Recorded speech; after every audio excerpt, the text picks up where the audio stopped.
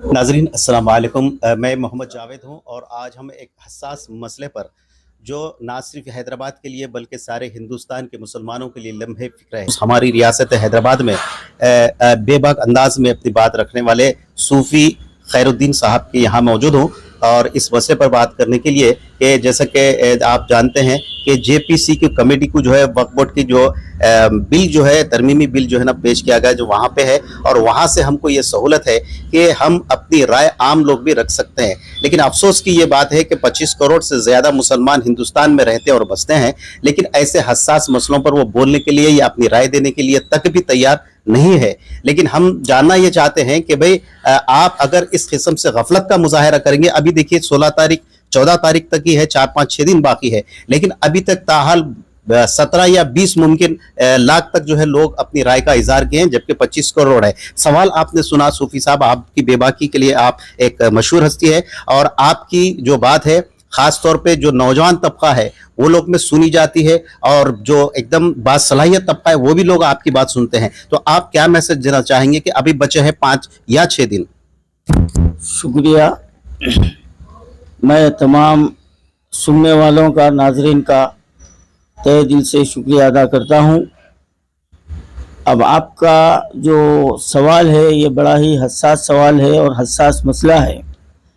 तो इसकी एक अहम वजह ये है कि वक्फ के ताल्लुक़ से हमारे कायदीन, चाहे वो किसी भी सियासी जमात के हो, अवाम में वक्फ के ताल्लुक़ से शऊर बेदारी का काम आज तक नहीं हुआ।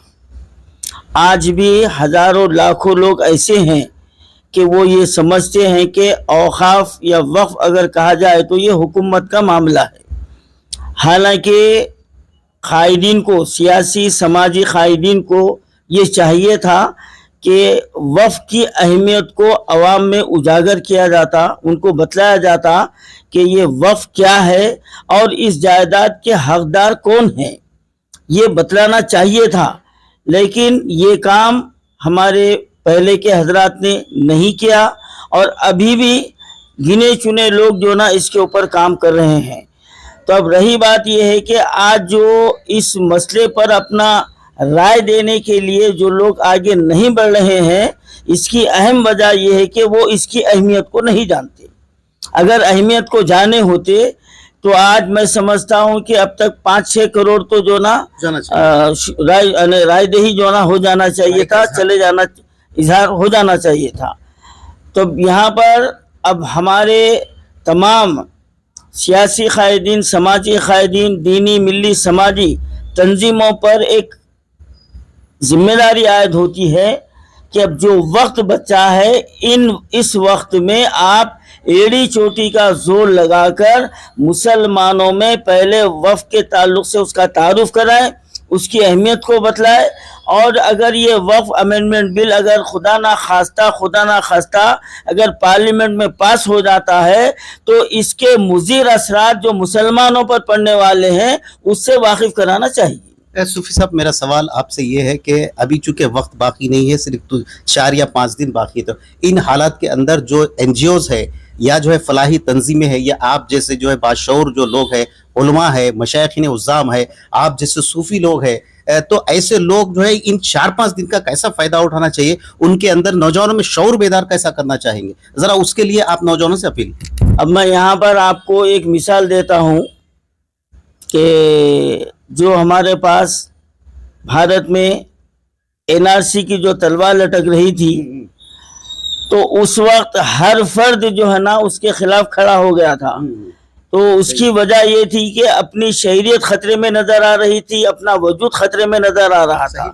तो यहाँ पर जात की बात थी, सब आगे बढ़ गए, लेकिन यहाँ पर जात से ज्यादा आपकी शिनाख्त की बात है कि जो वक्फ प्रॉपर्टी जो अल्लाह की अमानत है, और वक्फ प्रॉपर्टी में सिर्फ जमीनात नहीं है, इसमें दरगाहें हैं, मसाजिद है, आशुखाने हैं, खबरस्तान है।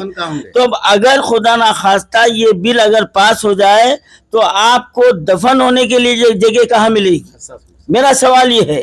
और हम ये सवाल आज से नहीं बल्कि एक अरसे से हम हुकूमत तेलंगाना से करते हुए आ रहे हैं कि हमारी जो वक्फ लैंड जो अतराफ में मज़ाफ़ात में है उस वक्फ लैंड को कब्रिस्तान के लिए हमको दिया जाए।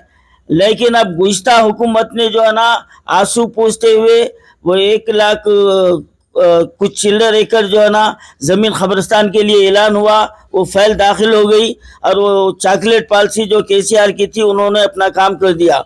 लेकिन अब जो मौजूदा हमारी सरकार है वो अभी तक उसके तरफ कोई कदम नहीं उठाई है। तो यहाँ पर अहम मसला ये है, हमारे मुसलमानों को ये याद रखना चाहिए। मैं बहुत अहम इशारा दे रहा हूँ आपको, ज़्यादा दूर की बात नहीं है। आप जो है ना एनआरसी के वक्त जो परेशानी वो तो झेले थे, वो तो आपकी शिनाख्त की बात थी, शहरियत की बात थी। लेकिन अब यहाँ पर अब आप एक बात जहन में रख लीजिए कि कोविड के वक्त मैयतों का क्या हाल हुआ था। बेशक। अब ये बात जहन में रखिए साहब, सही बात है, सब सही पॉइंट। क्योंकि अल्हम्दुलिल्लाह ये खादिम एक अरसे से मैयतों के लिए, गरीब नादार मैयतों के लिए हम खिदमत कर रहे हैं। तो ये आलम था कि हमको रात की नींद हराम हो गई थी, तो इतने जो ना सख्त हालात थे कि लोग कब्रिस्तान में जनाजों को रखकर चले गए। ऐसे भी वाक़यात आए हैं। मस्जिद के बाहर गेट के पास मस्जिद बंद है, इजाज़त नहीं है, वहाँ नंबर सिस्टम लग गया था, सीरियल से आना। हाँ, तो आप वो हालात को रखिए। अगर वो हालात खुदा ना खास्ता है बिल पास हो जाए तो फिर हम पर वो वक्त आ सकता है, तो फिर हम कहाँ जाएंगे? हम कहाँ जाएंगे भाई? पहले ये सोचिए आप, हमको 2 गज जमीन भी मिलने वाली नहीं है। तमाम जो ना अराज़ियात जो ना छीन लिए जाएंगे, आपको जो ना पैदल कर दिया जाएगा, बल्कि आपके कई मसाजिद को शहीद कर दिया जाएगा। कई हेरिटेज जो हमारे आबा अजदाद ने, हमारे हुक्मरानों ने बनाए हैं, उसको ख़त्म कर दिया जाएगा।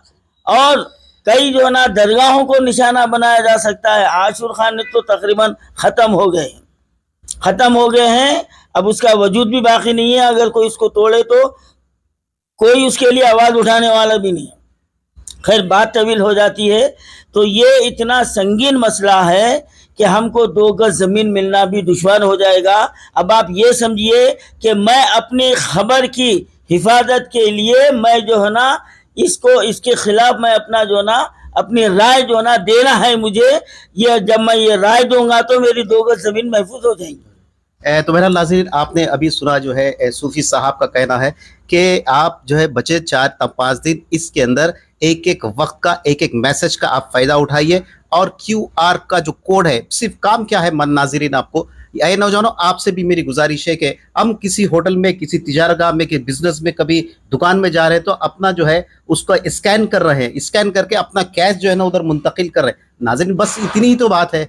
ये अपनी खबर के लिए, जैसा कि सूफी साहब ने कहा कि अपनी खबर की खबर लेते हुए, अपनी खबर के लिए बाखबर रहते हुए आप अपना स्कैन के जरिए बचे 5 दिन नाज़रीन आप इसमें हिस्सा लीजिए। और उनमें नौजवानों से भी अपील करता हूँ, मस्जिद के उलमा से भी अपील करता हूँ, और जो खतीब है उनसे भी मैं अपील करता हूँ कि अपनी अपनी मसाजिद में मैसेज दीजिए कि हर कोई अपने घर का एक फर्द एक फ़ोन से मैसेज करने लगे, और जो है ना इंशाल्लाह कामयाबी हमारे सब। कुछ बोलना चाहे? अभी मैं आपको एक मिसाल देता हूँ। हमारे महल्ले की मस्जिद अशरफ करीम है, ये हमारे मुतवल्ली साहब हैं। कल यहाँ पर इज्तिमाई तौर पर यहाँ पर काउंटर लगाकर ऐलान करते हुए हज़ारों लोगों को यहाँ पर रहनुमाई की गई। तो मैं यहाँ से इस चैनल के ज़रिए से पैगाम देना चाहता हूँ कि जुमा के दिन जो जितने NGOs है, दीनी मिली समाजी तंजीमें हैं या मसाजिद के कमेटी है, वो लोग अपने अपने मसाजिद के सामने काउंटर लगाइए। पढ़े लिखे बच्चों की खिदमत आपको आसानी से मिल सकती हैं, रज़ाकाराना तौर पर वो खिदमत अंजाम दे सकते हैं। तो हर मस्जिद में 3-3, 4-4 काउंटर लगाइए, तो इंशाअल्लाह ताला एक ही जुमे में 1 करोड़ का भी जो है ना आंकड़ा पार हो सकता है, अगर से कि हमारे लोग इसके ऊपर तवज्जो दें और ज़रूर लेना चाहिए। ये मेरी आप तमाम से गुजारिश है। बहरहाल नाज़रीन, हमारी बात को हम यहीं पे ख़त्म करेंगे। एक नए मौजू के साथ, नए उन्वान पर फिर इंशाअल्लाह सूफी साहब से हम आपको रूबरू कराएंगे। जब तक के लिए दीजिए इजाज़त मोहम्मद जावेद को और सुभान सिद्दीकी साहब को। सिद्दीकी चैनल के इश्तिराक से आज हम आपके रूबरू हुए हैं, हम उनका भी शुक्रिया अदा करते हैं। जब तक दीजिए इजाज़त, मोहम्मद जावेद को अल्लाह हाफिज़।